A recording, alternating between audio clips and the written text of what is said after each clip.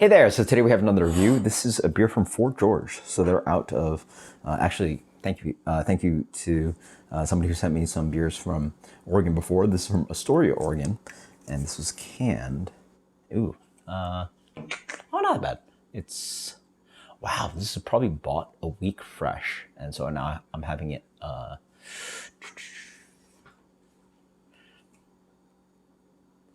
like less than 2 months in. So let's say like 7 weeks in. So yeah, this is Fort George three-way IPA collab with Alvarado Street in, I guess, California, and then Ravina Brewing Company in Fort George. So cool stuff. 7% IPA. They say unfiltered, so expect sediment. Doing an age, have it fresh. Fun label on that guy. Let's think this guy. That's a fun label, right? It's a alligator and a unicorn, saxophone, flamingo in there, tuba. What's all that going on? Trumpet. It's a jazzy kind of thing going on. So they got three-way. So beer is unfiltered. Wow, look at that. Super pale. It comes almost like a Vit beer, or yeah, somewhere around there. Like ultra straw color. Wonderful kind of like light haze. It's like a medium haze at best. Not tight bubbled head. It's like white, but like you got to see big bulbs over here. Get aroma on this guy. Oh wow, what the hell? There's no fruit in this guy? There's got to be fruit in this guy. There's got to be fruit. I should have looked this up. They don't say anything. Collab. New England style. But, I mean, that's unfruited. There's no way, right? Maybe. It honestly smells like guavas. It's tart. It's very tart. I would never guess this is an IPA. Like, maybe. Like, oh, sour IPA. Sour IPA. There you go. It's very, very, very fruity. Like, it's sour. It's sour in the nose. Cheers. That's weird. Like sour lemon heads and guava. Strange. But.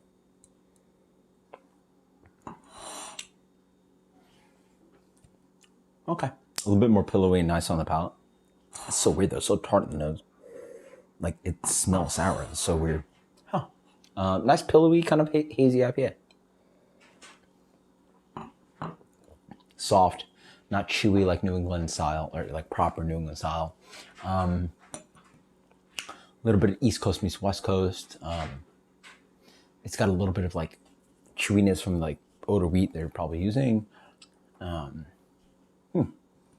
Fruits are pretty delicate on the palate compared to the to the nose. So on the palate, it's like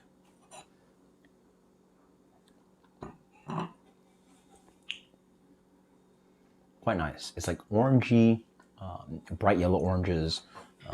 I get like yellow fruits, so it's like star fruit, a little bit of lemony for sure, because like you get the acidic kind of quality on the nose.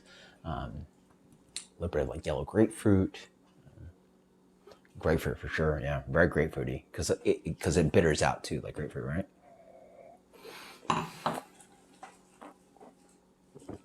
Again, you get a little bit of fluffiness, but it's not that chewy of beer. It cleans out pretty nicely. Bitterness is like low. Excuse me, you get a little bit of polyphenol on the back end, a little bit of green light. Quite nice. A pretty clean beer. Pretty tasty, but the nose is weird as hell. I mean, that's so sour and dank. Like, you get dankness, but it's so sour too. Wow, so weird. They had to have done something about this. I'm gonna look it up and I'll post it in the description below. But it honestly tastes like sour IPA. Yeah, not as fruity and jammy, or not as fruity and complex as some of the Hudson Valley beers. But I full blind would have guessed this was sour IPA from a certain brewery. You get a little bit of that weedy texture to it. Quite nice and fruity, citrusy, tart, and yeah, quite tasty. Very refreshing for a beer that sits at around 6, yeah. Man, so much going on in this can. You can't even tell. Got all this information. Yeah, sorry, 6 at 7. Jeez, dangerous beer. Really nice, tart, and refreshing. And then up front, there's a little bit of this kind of like light weedy tone, and then a little bit of that kind of like malt shows through, but quite refreshing. Wow, fun. Again, I've looked in this beer because like there's something on with this aroma. It is so sour. There has to be a fruit addition. Like you don't get that aroma from hops. Like there's definitely some acidity or fruit addition.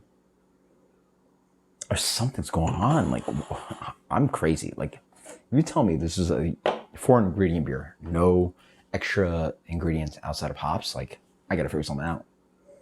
My life's been changed because it's like, it's not only gasoline manky, but it's like fruit too. It's like dirty fruit. It's like so fruity. It's like grapefruit. Like it smells like grapefruit. That's crazy. Weird glass of beer, huh? It's so fruity. Huh. It's like an extra oomph on the aroma versus on the palate. No. Nice, clean, bright, kind of like, it almost drinks like a New England Pale Ale. Yeah, that's the best descriptor. Nothing too chewy, but they try and do a pale ale where it's like lower in ABV, but it sits at 7, which is weird. So it's like, it tricks you, it's refreshing, citrusy, and tart, but not really tart on the palate, but that smells like guavas. Like it's so fruity and tart, like fresh yellow grapefruit and guavas. Yeah. That's so strange. It's so strange. So as for rating, let's go solid 1. It's really tasty. I mean, it's a hoppy beer. How do you get a beer smell like this? Like hell, I reviewed so many hoppy beers, so many New England IPAs, and somehow this 3-way IPA is so, I can't figure it out. That's so weird. All right, well, I'm gonna find out the secret. Sometimes obviously most of the time I try to look out for beers and find out more information for you guys before I review a beer, but you're gonna have one where I'm full blind, don't know what's going on, don't know what hops are in here, know nothing, and it's tasty as all hell, so that's all that matters. So let's go with solid 90. Drinkable, crushable, sneaky beer at 7%.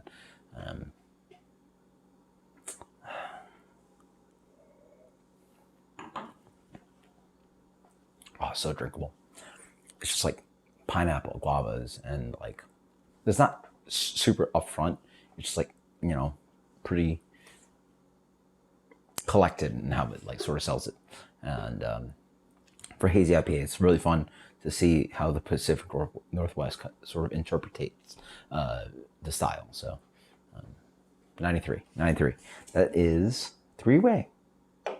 Find out the secret soon. Until next time, guys. Cheers, later.